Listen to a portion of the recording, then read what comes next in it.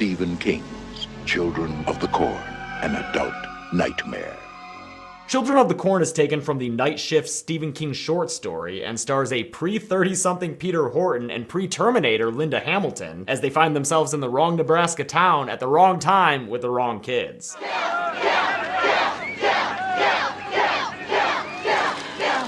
If you're a kid who grew up in the 80s and somebody says to you Malachi or Malachi, you knew exactly what they meant. Malachi!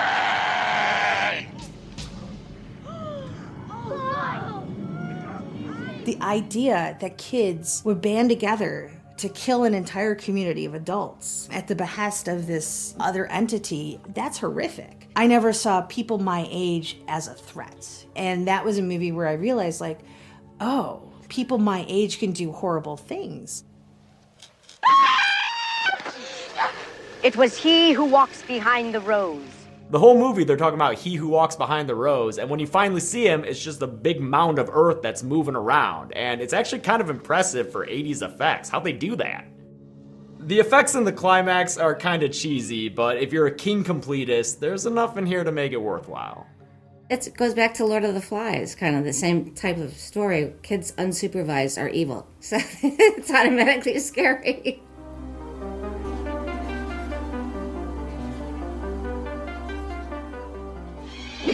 Friday the 13th, the final chapter.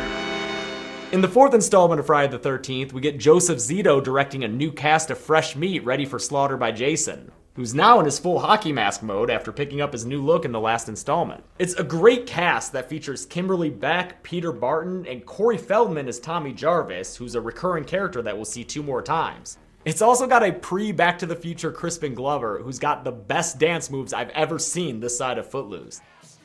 Crispin's dance is just one of the greatest moments ever. He gives it his all, and I appreciate that. Amazing, like one of the greatest scenes in all of cinema history. I don't know if anyone could do that dance, but it's something like...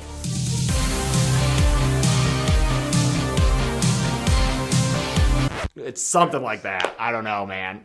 Ask him.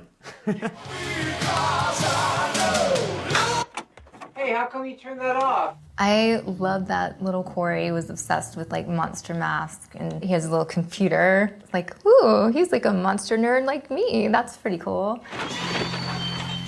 Ted White takes on the Jason Voorhees chopping chores, and I know everyone loves Kane Hodder, and so do I, but Ted White might be my favorite Jason. Little monster man found courage and just took Jason out in a big way. I mean, who knew shaving your head would have that effect? Corey did.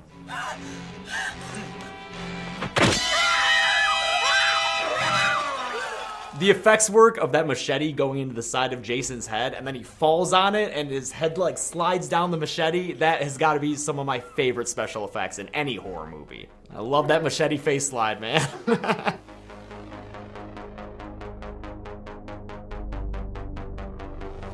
So there was a kid in the candy store kind of thing happening in the early 80s with Stephen King adaptations. Everybody's got to do a Stephen King adaptation. We're going to do The Shining. We're going to do Christine. We're going to do Cujo. And Firestarter was part of that wave.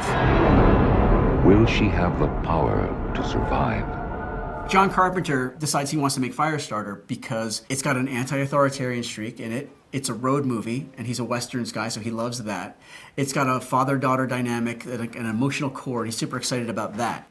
But the thing was received poorly. The thing bombed, and John Carpenter got Firestarter taken away from him as a result. Universal fired me from Firestarter because by the time The Thing came out, a horror movie market at that time had shrunk to teenage boys who couldn't get in. They were too young. That was the market for horror films. You couldn't do a big budget horror movie. You had to do a little tiny one. And I couldn't do Firestarter that way. Dino De Laurentiis comes in, puts in, I think Mark Lester is the director. Firestarter has its moments, and all of the behind-the-scenes stuff can't take away from those exchanges between Drew Barrymore and David Keith. George C. Scott is in there doing his whole crazy ponytail, blind eye thing, and it's a lot of fun to watch. Art Carney and Louise Fletcher as the kindly couple. It's really well cast. It's a nice looking film. The pyro effects are pretty good too. It just, I will always lament what could have been.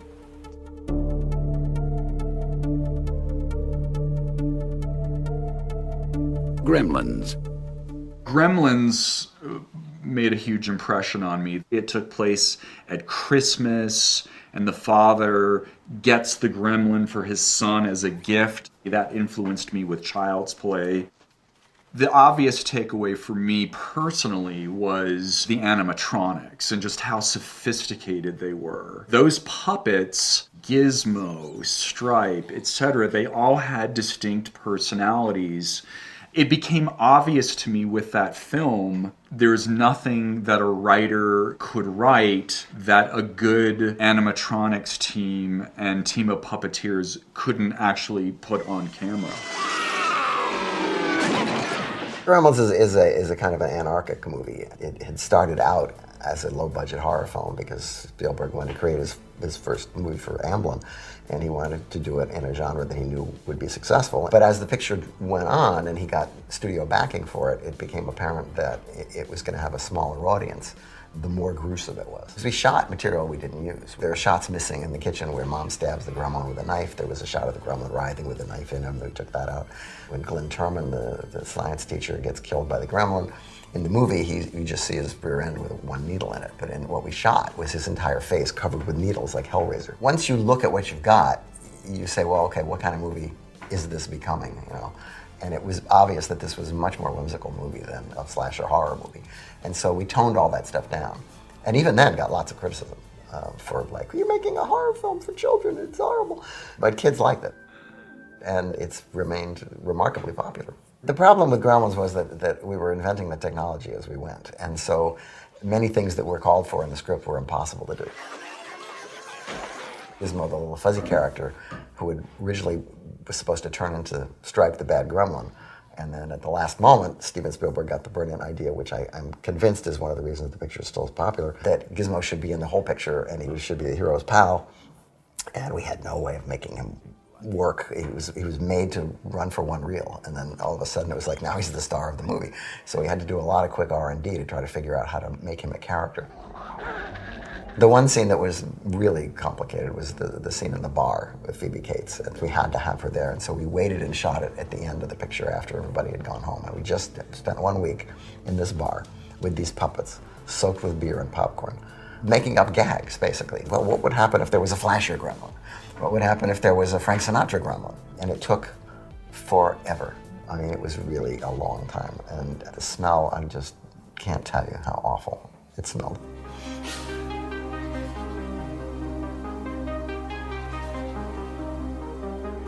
A new masterpiece in fantasy terror. Of the three great slasher villains of the 80s, Michael, Jason, and Freddy, people argue who was better. There's no question that the best character was Freddy Krueger. Wes Craven created a well-rounded villain that comes out of the nightmares of children. He's a child molester who can also kill. There's nothing scarier than that. Wes was a visionary. You know, Nightmare on Elm Street was so brilliant. It came at the right time when the slasher film was really starting to get a little tired. All of a sudden, it wasn't a guy running around with a knife killing people. That really changed the direction of horror films. The reason I think that it had such a powerful effect on people is because there's not one person that doesn't have a dream or doesn't have a nightmare. So it was a reality there. Wes Craven was a very well-read and intellectual person. I would say every scene has a much greater significance philosophically and a worldview that talks about the loss of innocence, how you approach fear, the subconscious and the power it has over everything that we do. I don't know of any other character that has the wits and the intelligence that Freddy has. When I read the script, it didn't occur to me that he was that evil. Like, oh my God, this is hideous. I think Tina's death scene might be the one scene that makes Nightmare on Elm Street not only really scary, but really great. It was so sad and heartbreaking that when I saw it, I realized, like, wow, we're in a totally different league. And there were shots that were shot that Wes didn't include that just went over the top. And I think Wes realized that you can't go between a young girl's legs more than once in a movie, because he does that in my bathtub scene as well, which was completely like crazy at the time to think of that shot. The camera, just where it's located, was extremely provocative and menacing, but also it was definitely raising the bar for kind of the sexuality and brazenness of that young girl situation. So Nancy Thompson as a character is incredibly virtuous, but she's by no means perfect. But I think the virtue she embodies the most is her ability to face fear, which everyone is struggling to do that every day of their lives, right? Whatever you do, don't fall asleep. Robert Englund, everything he did was studied and measured, and he did it for a reason. He used the glove really carefully, and it was always choreographed exactly when he would open up his fingers, when he would clank them together. He was just so generous as an actor. He never wanted to be in the spotlight, ironically. It backfired, obviously, on him because everyone's watching Freddy. You die.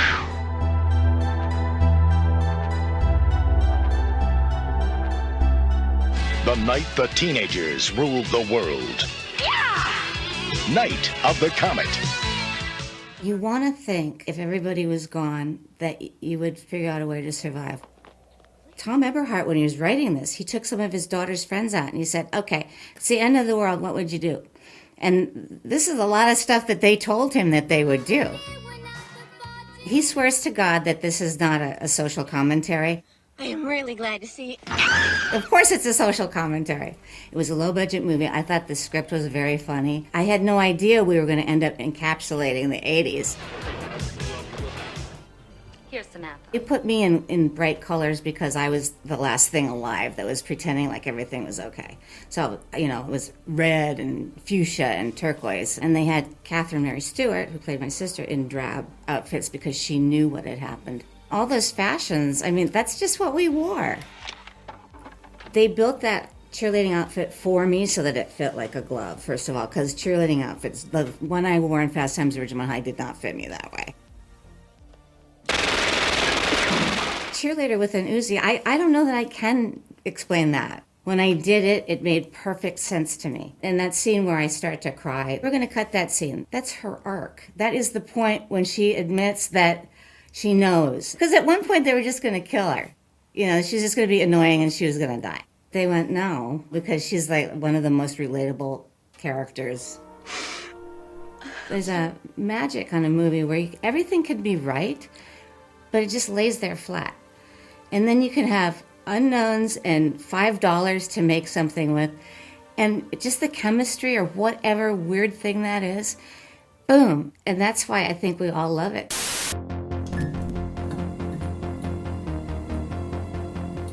One of the most scary things about horror movies is having this villain who you can't reason with, and you're sure that you're going to die. They're going to kill you. Oh, there were so many villains in the in the 80s canon that you were really into. I gravitated to a little bit of the silly, so I thought the critters were really cool. Gremlins were cool. I always loved monsters. Tall Man kind of came into his own in the 80s, didn't he? Phantasm always had that kind of cult status, but when Phantasm 2 came around, that was rock and roll. It's only a dream. It's a dream. No, it's not. 80s horror was a good time for villains because it started to get a little heightened, started to get a little cartoonish, maybe a little campy, a little colorful. Greg Stilson in The Dead Zone. He's very much on my mind these days. I love the 1-2 punch of Dr. Hill from Reanimator and Dr. Pretorius from Beyond. Real old school, almost Karloff-like in the way that they come across.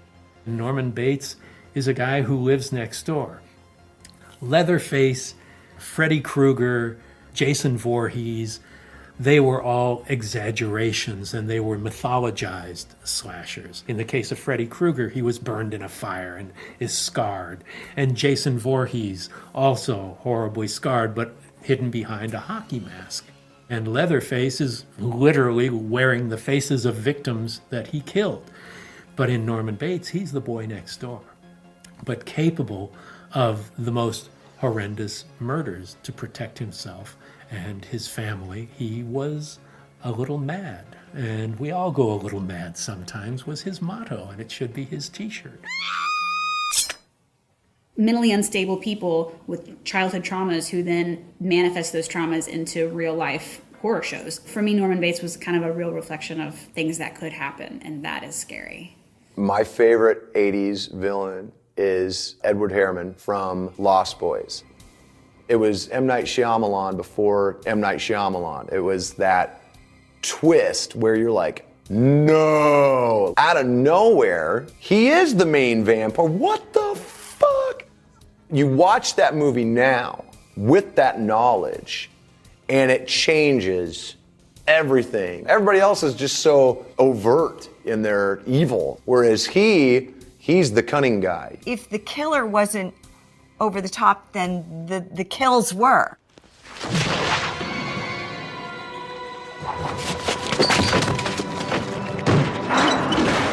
The Friday the 13th films are the backbone of horror in the 80s. The fact that there were so many of them in the 80s, that's pretty impressive. Audiences wanted that character back so many times. Throughout the series of the films, the makeup is completely different, but you know what? The fans don't give a shit. They just want to see Jason again, and that's why there has been 12 Friday the 13th films, basically, and they got to do one more. Michael Myers has spanned over several films now. It's evil personified. Yes, you could go off all day about how the sequels are and whether you like part 5 or 6 or whatever, or the Rob Zombie films or anything, but still that character just remains. It's an iconic image that just is part of the horror Hall of Fame. The 4 horsemen of the apocalypse, there's me and Freddy and whatever, that come out, and that people just loved to revisit the characters and stuff like that. This is what made them happy. We'll tear your soul apart. Pinhead's like an incredible character in those movies because he's genuinely terrifying. I mean, here is a guy that has like 100 nails stuck in his head, comes from hell, dressed in like BDSM leather outfit, and just wants to play with you until you've been ripped to pieces. He's not hiding around a corner waiting to jump out on you with a stiletto blade. There's a whole process that goes on here. You have to be interested in the idea of exploring pain and pleasure. You have to have the right motivation behind the thumbs to make Pinhead ultimately interested in you. Even then, he wants to stop and discuss the weather and the price of fish with you. It's the dark, dirty corners of your mind and your heart and your soul that he's really interested in. Then we might get down to the hooks and the chains. The 80s spawned a lot of franchises. I mean, Chucky was kind of a badass bad dude and super funny and fun to hate. You have a date with death. Chucky hides in plain sight. He just sits in the scene with all of the other characters, and they have no idea that there's a ticking bomb in the room with them. Who was the better antagonist, Jason, Michael Myers, or Freddy? In my opinion, there's no question. The most complex and the most well-written of the three is definitely Freddy Krueger. How do you not love Freddy Krueger, too?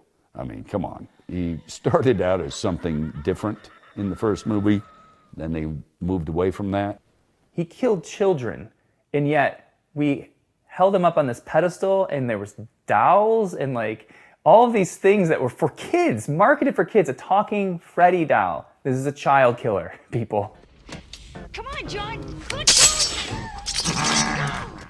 Obviously, he runs the gamut from being really scary to being really corny across all the different films.